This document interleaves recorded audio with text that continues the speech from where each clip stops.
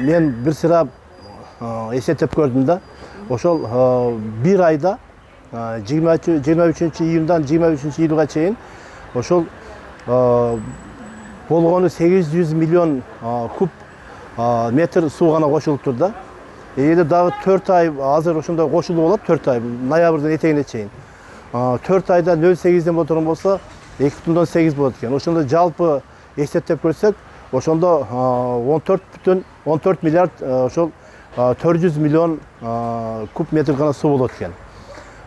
Бул деген былтыркы ошол деңгээлге карата бир кыйла эле ошол аздык кылып атат да. Биринчи очередте биз ошол электр энергияны ошол колдонууну азайтышыбыз керек да. Бул үчүн эмне кылыш керек?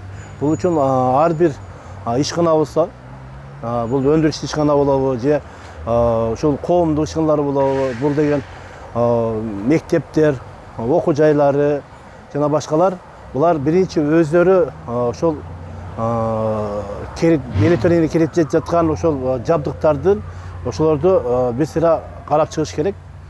Мүмкүн болсо ошол алардын иштөөсүн азайтыш керек, аларды колдонууну, аларды экономдуу колдонуш керек.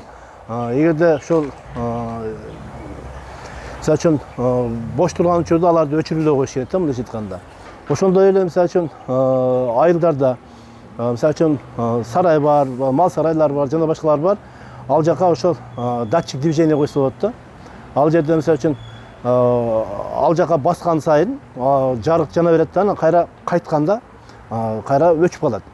Ошондой эле аны баягындай биз иштетпеген бөлмөлөргө колдонсок да болот, датчик движение мисалы үчүн.